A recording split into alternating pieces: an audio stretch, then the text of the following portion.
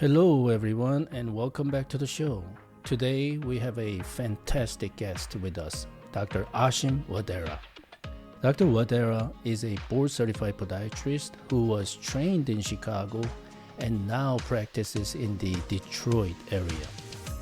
He's passionate about providing his patients with the most innovative and effective treatment options available, especially when it comes to minimally invasive surgery and also non-surgical regenerative medicine area.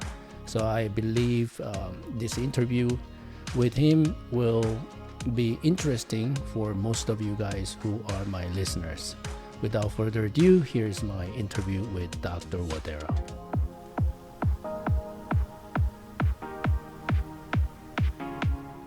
Welcome to the Podiatry Profits Podcast, where you will discover how to get more patients and multiply the profits of your practice with minimally invasive foot surgery, proven marketing systems, and ethical influencing to your patients. And now, your host, board-certified podiatrist, best-selling author, speaker, and founder of TJ On Coaching and Consulting, Dr. TJ On. I'm here with Dr. Wadera. So again, welcome to my show. Thank you for having me. Well, actually, it's the show, but I'm checking out your place too. So this is also very awesome for me. So for our viewers, could you introduce yourself and, to my audience and viewers? Yeah, I'm Dr. Ashim Wadera, podiatrist. Did my medical school training in Chicago. I came back to the Detroit area, which is where I practiced. Did my residency here. Then I did a fellowship in Indianapolis to further my training. I then practiced with orthopedic group for several years. Did all aspects of foot and ankle surgery, from bunions to total ankle replacement surgery, ankle fractures, Charcot reconstruction, everything you name it. My last year there, I started getting introduced to minimally invasive surgery. Then I really started to love the technique, and I decided it was time to leave the group and start my own venture. Nice. So how long have you been out with your own practice? It's just shy of a year. Actually, next month, it'll be 1 year since we started this new venture. So let's go back to even before you became a podiatrist. What made you want to become a podiatrist? Just give us some of your story, how you, your upbringing, etc. I actually thought, I didn't know I would become a foot and ankle surgeon. I actually thought I'd be a veterinarian. My dad's a veterinarian, and he's been in practice for about 35, 36 years, very booming practice. And I thought myself and my brother's also a podiatrist. We thought we'd take over my dad's office, my dad's practice. But as I started to get a little older, high school, I came to realize that I can't see animals hurt or sick. Makes me sad. We grew up with animals, and I just love animals so much. And it takes a very special person to do that. Is that dog or a cat? Both, actually, both. Even reptiles, actually, growing up with reptiles. I love animals. Anyways, as I got a little bit older, I started to shadow different specialties within healthcare. And it wasn't until I got to college where I shadowed podiatry for the first time. And when I shadowed a podiatrist out of the local hospital here, first of all, I thought podiatrists only did some, pedicures. I didn't know anything about podiatry. I really thought it was just glorified pedicures, I'll be honest with you. But then I saw what these guys were doing. I mean, it was full-on surgery, and then I saw how happy the patients were afterwards. And so I thought to myself, there's a lot of really great things with podiatry, from surgery to non-surgical method. Everybody needs their feet. I even suffered from plantar fasciitis in college. Painful condition. I knew nothing about it back then. I just sort of treated myself. But the point is, once I started shadowing and saw what podiatrists could do, I was pretty much all in at that point. I said, you know what, this is what I'm going to do. And I got into school, Scholl College of Podiatric Medicine. My cousin left the business world he was in, saw what I was doing, followed my footsteps, and then my brother followed my footsteps. No pun intended. I've been working with you for past 2.5 years. You took me as your mentor, and I'm honored. And you're one of the very few mentees I've worked with who literally took action without hesitation, fully committed, and I'm just shocked, astounded, like how driven you are. So my question to you, maybe another podiatrist might be watching. So what motivated you when I helped you and you got into our programs? What motivates you so much that is it your personality or is there any motivational factor? Yeah, that's a good question. I was, before I started working with you and the group, I was on the verge of burnout, to be honest. And the orthopedic group I had was my first job out of my training. And very fast, I was already heading towards burnout. I didn't even know what burnout meant. You hear it from people, 30 years into the career, I'm done, I'm burnt out. But I truly started to feel it. I was seeing how my patients, even after big surgery, everything went great in surgery. And then, just dealing with day-to-day hospital stuff, being delayed in the hospitals, surgery centers. I have a wife at home too, and I just was not coming home on time. And it was just becoming too much. Volume-based practice too, where I was seeing so many patients and wanted me to see more and more and more, seeing a lot of denials and insurances. And in the real world, let's take it back. In training, they don't teach you that stuff. Training, it's a business side of it. No business in training. I think a lot of young docs can agree with that you get no business at all, that mindset.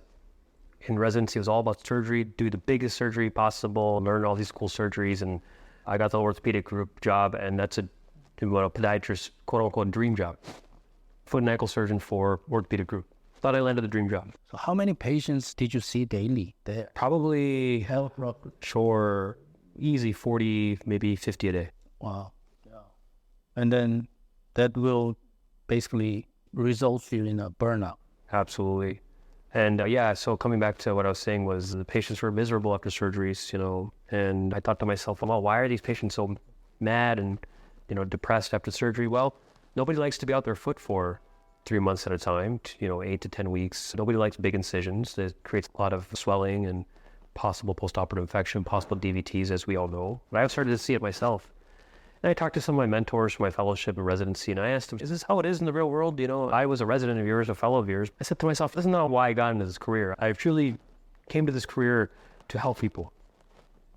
That's when I started to learn about minimally invasive surgery, and I started to see things differently. I started to do the two-screw technique. With that, I started to see a big difference right away. I said, this is great. Lapidus bunionectomy versus this technique.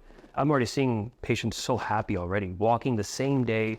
They had called me a magician, and I was like, this feels pretty good. Nice. Then I found your YouTube videos, and I saw, hey, you know what?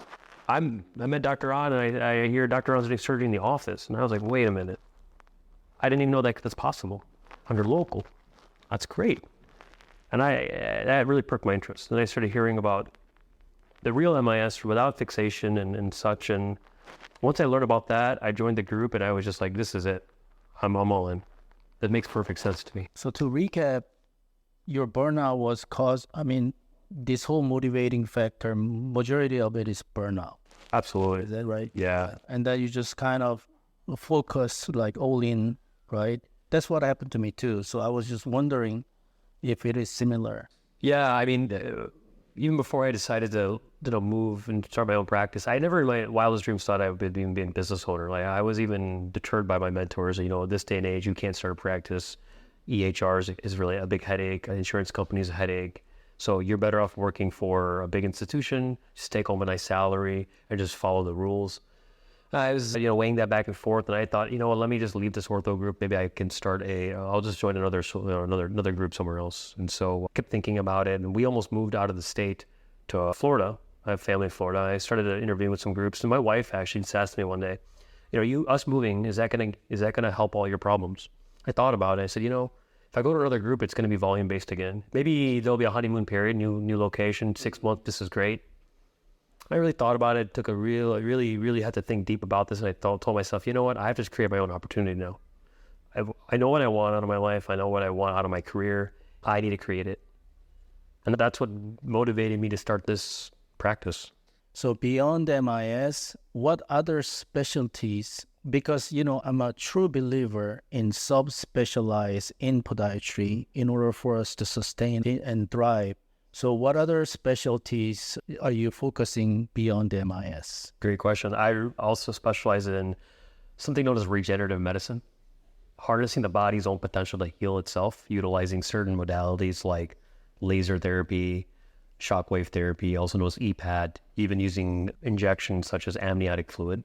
The phenomenal thing about these is that we're truly treating the root cause of the problem without the big side effects that can come with traditional medications. Traditionally with laser and shockwave therapy, there's no need for injections. Patients don't typically have pain with this stuff afterwards. They're able to walk the same day to help reduce pain, reduce the swelling, and allow them truly to get back to their life. And so I have that aspect of my practice as well that has really helped a lot of people. Even though I'm a surgeon, I'm a big believer in non-surgical modalities. And in my mind, if we can fix something without a surgery, that's a win.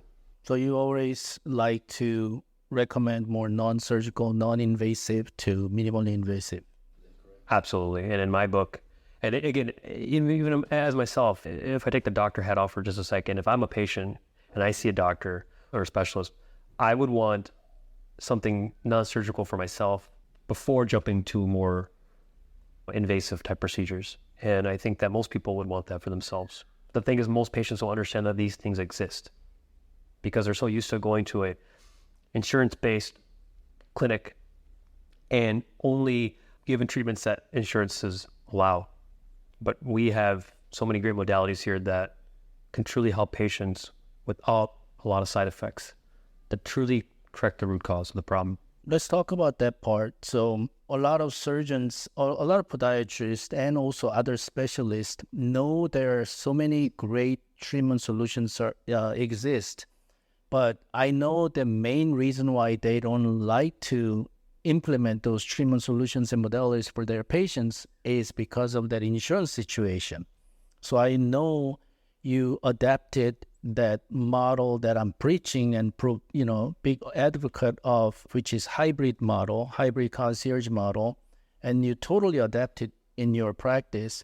So tell me more about, why you felt that was necessary for you, and, explain to our viewers what is hybrid concierge model to you and to your patients, and then maybe we can go from there. Simple. Hybrid concierge model is still taking some insurances, but I don't let the insurance company dictate how I treat my patient. Insurances only allow certain things to be covered, and I'm not saying that those things are bad for patients. There's a place for them, but there's other modalities, and most of the time better modalities, that I can offer my patient that the insurance company just doesn't want to cover. But those modalities truly help patients from the root cause of the problem versus more of a Band-Aid approach, such as a steroid injection. And all too often I hear about it from my patients. They've seen 3 or 4 doctors, have all had the same treatment, and then they come to me, and then they're just, well, no other doctor explained this to me. Why is that? Well, it's not covered by insurance. However, this is a better treatment solution for you. And I believe in this treatment solution because I've helped a lot of people with the same condition you've had, and every single one of them have done significantly better than what they've had in the past. So another reason why most doctors are afraid of this is that, which is not, again, their fault, because they're not trained, like you mentioned earlier, in a business aspect. So again, what were the challenges for you when you started introducing hybrid concierge model, adapted to it, and build your practice, based on that?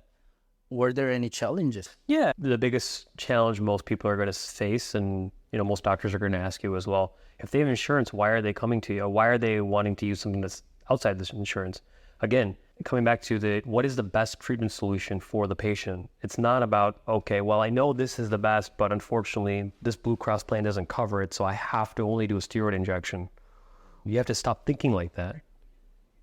And if you show the patient exactly what they want to hear, in the sense that they're going to be out of pain, help the root cause, allow them to walk, and be out of pain so that they can still work, provide for their families, they're going to take you up on the offer every time. Yeah. And what are you seeing from your patient's experience, patient's point of view? Share with us, help us understand, what have you seen, from patient's perspective that are different from traditional volume-based practice? I can't tell you how many times patients have said after treatment, I wish I found this office sooner because I wasted so much time, or I've been in so much agony. Patients are blown away that we are able to fix them sometimes without an incision. But even when it comes to the incision that we do, keyhole incision, small spot, small incision to correct the big bunion or the painful hammer toes, or even heel pain where most often we can heal without the need for procedure. But when it comes to a procedure, they're amazed with how did Dr. Wadera, through a 3 millimeter or 1/8 of incision, how did he help me? It's amazing. And I can't tell you how many times these people say, you're a magician. I'm not a magician. I've just learned a technique that I love, that I believe in. I have good mentors that have taught me this technique, and I believe in it because this is exactly what I want for myself. So this is what I'm going to offer to my patient. So this question is for potential patients who might be looking for this type of solutions, but they don't know where to go. They don't know what you provide. So what type of medical conditions are you specializing in? Again, we're foot and ankle specialists, but I'm talking within foot and ankle. What are you truly focusing on and, being the expert on those areas? So tell us some, foot and ankle conditions you like to focus on. I see bunions. That's probably a better bread and butter. Bunions, hammer toe conditions, heel pain conditions, any sort of tendon injuries, ligament injuries, certain fractures as well. Now, again, I'm no longer doing big open surgery for fractures. What I try to do is heal the patient without needing surgery. So, for example, if a patient has a torn ligament, traditionally they'll go to a doctor's office and they'll likely book them for a surgery. But we have modalities in this office that may not require surgery, such as amniotic fluid, laser therapy. Even with the heel pain, same scenario, utilizing the modalities we have through regenerative medicine techniques to help. So just to sort of answer that question again, bunions, hammer toes, arthritic conditions, bumps on the foot that may be causing pain, tendon problems such as Achilles tendonitis, very common, plantar fasciitis, also known as heel pain. We try to help everybody, honestly, at the end of the day. We will never say no to anyone. If you're going to come to our office, you're going to see it's different. It's not pushing you to do surgery right away. It's not pushing you to take a bunch of drugs and medications that might create side effects. We truly utilize the power of regenerative medicine and take a holistic approach to helping our patients because, again, that's exactly what I would want, and that's what I want to provide for my family and my patient. What do you see yourself in next 2 to 3 years? Because I have a family that's also in podiatry, and they currently are in the traditional model. They see what I'm doing here. The next 2 to 3 years, we're looking to really expand this practice and bring them on as MIS, minimally invasive surgeons and regenerative medicine specialists so that I can help more people. My goal is I want to help as many people as possible. And the next 2 to 3 years, you'll see a big expansion, but still utilizing these techniques that we just discussed, not straying away from the overall message here, which is we try to heal everybody without surgery if we can. And when it's time for the procedure, we'll do it through the small incision. You'll walk the same day, less swelling, less pain, and you'll be happy. Thank you for listening to the show today. If any of the topics discussed resonated with you, head over to the description box below. You can find Dr. Wadera's contact information there, along with more resources on minimally invasive surgery and regenerative medicine. Don't forget to subscribe to the channel for more insightful interviews with leading experts, just like Dr. Wadera. To your health and well. Until next time, take care. You've been listening to the Podiatry Profits Podcast with Dr. TJ An. To find out more about Dr. TJ An or discover how you can grow your podiatry practice, visit drtjan.com. Or you can also get a free copy of Dr. An's best-selling book, Opt Out: How to Take Back Financial Control of Your Private Clinical Practice Without the Hassle of Insurance Companies. Just go to optoutbook.com.